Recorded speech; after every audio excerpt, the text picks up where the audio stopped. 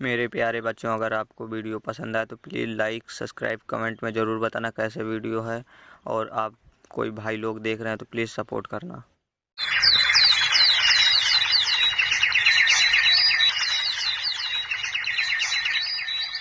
एक बार एक गांव में कन्हैया नाम का एक भोला भाला आदमी अगर आपको वीडियो पसंद आए तो प्लीज़ सब्सक्राइब करना। रहता था। कन्हैया का उसी गांव में एक छोटा सा घर था। घर में वो और उसकी पत्नी और एक छोटा सा बच्चा रहता था, जो उसकी पत्नी को अभी अभी कुछ दिन पहले ही हुआ था।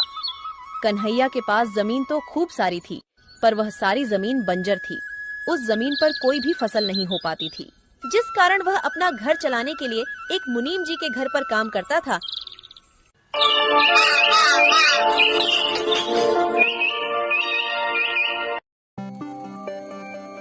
भाग्यवान, ओ भाग्यवान, आज मुझे मुनीम जी के पास बहुत सारा काम है।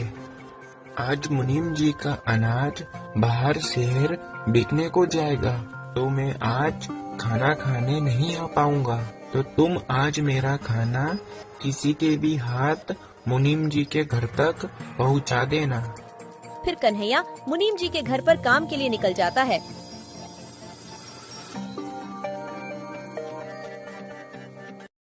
आज तो कोई नजर नहीं आ रहा जिसके हाथ में यह खाना पहुंचा सकूं। लगता है आज मुझे ही खाना देने जाना होगा। कन्हैया की पत्नी कन्हैया को खाना देने के लिए मुनीम जी के घर के लिए निकल जाती है।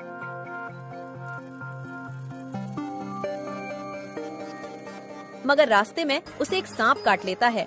अरे, ये किसने काट लिया? मुझे कांटा तो छुआ नहीं है। कितना दर्द हो रहा है। सांप काटते ही वह जमीन पर गिर जाती है और वहाँ पर खूब सारी भीड़ इकट्ठा हो जाती है।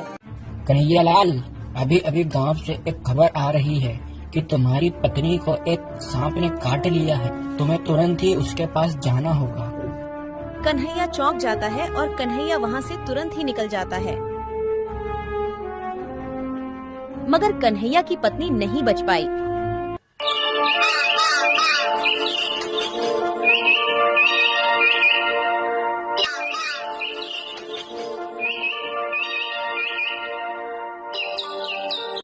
सब खत्म हो गया। तुम मुझे और अपने इस बच्चे को अकेला ही छोड़ गई। अब इस बच्चे को मैं कैसे पालूंगा? इससे बढ़िया तो मैं भी मर जाता। अपनी पत्नी के गुजर जाने के दुख में कन्हैया खूब दुखी हो रहा था।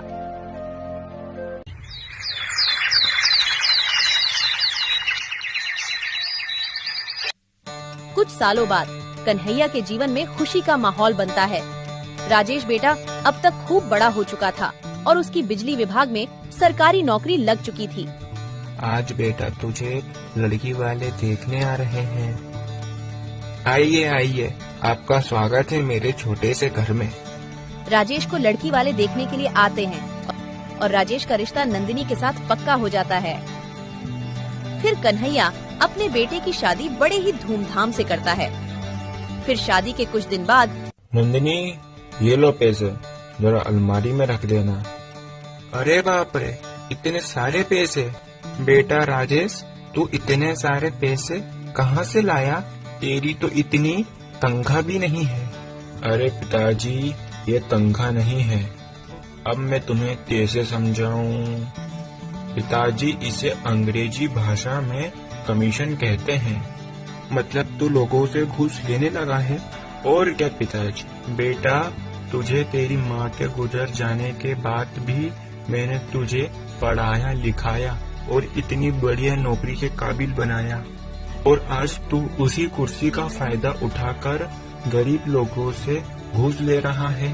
तुम्हें क्या पता पिताजी, ईमानदारी के रास्ते पर चलने वाला हमेशा पीछे रह जाता है। आजकल जो ईमानदारी के रास्ते पर चलता है वो हमेशा पीछे ही रह जाता है।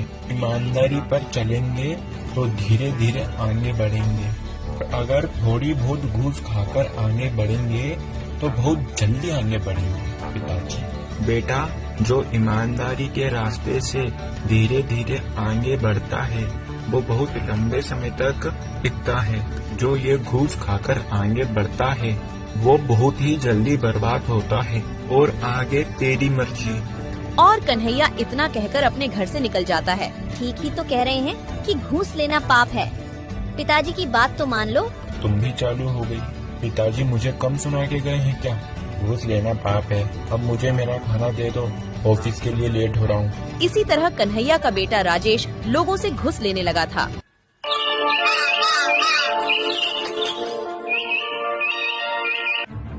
वह हर रोज ढेर सारे पैसे लाने लगा, पर कन्हैया को बिल्कुल भी पसंद नहीं था। अरे बेटा, ये मुझे नहीं है पसंद। तू मेरे लिए ये लोगों से घूस खाना बंद क्यों नहीं कर देता? अरे पिताजी, तुम तो मेरे हाथ धोकर पीछे ही पड़ गए। घूस घूस लगा रखा है। मैं ये घूस लेना बंद नहीं कर सकता। तुम्हें मेरे साथ रहना हो तो रहो, वरना यहाँ से निकलो। तुम्हें जरा सी भी शर्म नहीं है? कोई भला अपने पिताजी से ऐसे बात करता है? क्या वो क्या गलत कह रहे हैं? ठीक ही तो कह रहे हैं कि घूस लेना पाप है। कोई ये पाप वाप नहीं है। आजकल सब ऐसे ही काम करते हैं। और तुम ज्यादा मेरी अम्मा मत बनो। तुम्हें भी इस घर में रहना हो तो रहो, वरना तुम भी यहाँ से निकलो। अरे बेटा, मेरे कारण तुम दोनों आपस में मत लड़ो। मैं ही इस घर को छोड़कर चला जाता हूँ। अरे पिताजी, इन्होंने तुम्हें गुस्से में आकर घर छोड़कर जाने को कह दिया है। आप तो सच में घर छोड़कर जाने को तैयार हो गए। तुम कहाँ पर रहोगे? बेटा, तू मेरे रहने की चिंता मत कर। मैं तो कहीं पर भी रह लूंगा। इतना कहकर कन्हैया घर छोड़कर चला जाता है। अरे तुम कैसे बेटे हो जो अपने पिता को घर छोड़कर जाने के लिए एक बार भी नहीं रोका? कन्हैया अपना घर छोड़कर मुनीम जी के घर पर जाता है। क्या हुआ कन्हैया, आज तो तुम समय से पहले काम पर आ गए। और कन्हैया मुनीम जी को अपने बेटे की सारी बात बता देता है। अरे बाप रे, तुम्हारे बेटे ने तुम्हें घर से निकाल दिया। ये तो उसने बहुत गलत किया। कन्हैया, तुम चिंता मत करो। आज से तुम मेरे साथ मेरी ये हवेली में रहोगे। नहीं मुनीम जी, मैं तो मेरे खेत में ही रह लूंगा। कन्हैया, तुम वहाँ पर कैसे रह पाओगे? मुनीम जी, मैं वहाँ आराम से रह लूंगा। तुम्हारा मुंह उतरा उतरा क्यों लग रहा है? आज ऑफिस में कुछ हुआ क्या? हाँ, आज मैं लोगों से घूस लेता पकड़ा गया और अब मुझे अपनी नौकरी से भी निकाल दिया गया है। और मैंने जितना भी घूस का पैसा खाया है वो मुझे सरकार को वापस लौटाना होगा। मुझे बिल्कुल भी समझ नहीं आ रहा है अब मैं क्या करूँगा। कन्हैया अपने खेतों के बीच में एक झोपड़ी तैयार करता है और उसी झोपड़ी में रहने लग जाता है।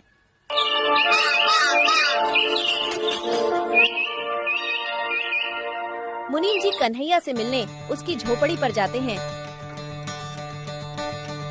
अरे मुनीम जी, आज तुम्हारा ये मेरी झोपड़ी में कैसे आना हुआ? अरे कन्हैया, आज तुम्हारे लिए एक खुशखबरी है।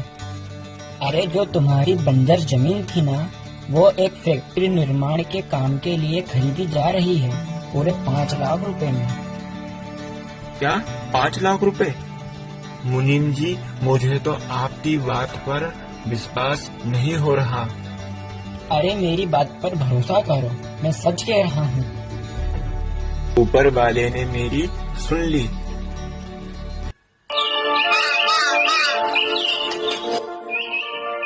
कन्हैया अपने बंजर जमीन को बेचकर उसी गांव में जमीन के पैसे से एक बढ़िया सा घर बनवा लेता है। और उधर सरकार द्वारा पैसे लेने के बावजूद सरकार उनका घर भी जब्त कर लेती है, जिस कारण राजेश और नंदिनी को घर खाली करके जाना पड़ा। आज तुम्हारे लालच के चक्कर में पिताजी भी घर छोड़कर चले गए और आज हमें भी घर से बेघर होना पड़ा, तुम्हारे लालच के चक्कर में। आओ राजेश बेटा, अब तो तुम्हारा पिता लखपति बन गया है। तुम यह खबर सुनकर आए हो, मैं जानता हूँ। तुम तुम्हारे पिता के पास केवल पैसों की लालच में ही आए हो। तुमने आज तक तुम्हारी माँ को देखा? ये कन्हैया ने तुम्हें तुम्हारी माँ के जाने के बाद खूब पढ़ा लिखाकर बड़ा करा और तुमने उसे ही घर से निकाल दिया और तुमने उसी पिता को घर से निकाल दिया। तुम्हें ये सब करते बिल्कुल भी शर्म नहीं आई? अरे मुनीम जी, अब छोड़िए, वो अभी बच्चा है, उससे एक छोटी सी गलती हो गई। पिताजी, मुझे माफ कर दो, मुझसे गलती हो गई।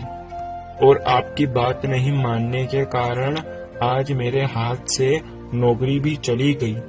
कोई बात नहीं बेटा, तुझे कहा था ना मैंने कि ईमानदारी के रास्ते पर चलेगा तो खूब आगे जाएगा। अब देख लिया ना बेईमानी के रास्ते का परिणाम। तो भाई लोग, हमें इस कहानी से यह सीख मिलती है कि एक दिन मेहनत रंग जरूर लाती है। और इस कहानी में एक तरकीब है कि माता पिता का साथ कभी ना छोड़ें, क्योंकि वो अच्छे के लिए ही सिखाते हैं। प्यारे बच्चों, अगर ये अच्छी लगे तो प्लीज़ सपोर्ट करिएगा।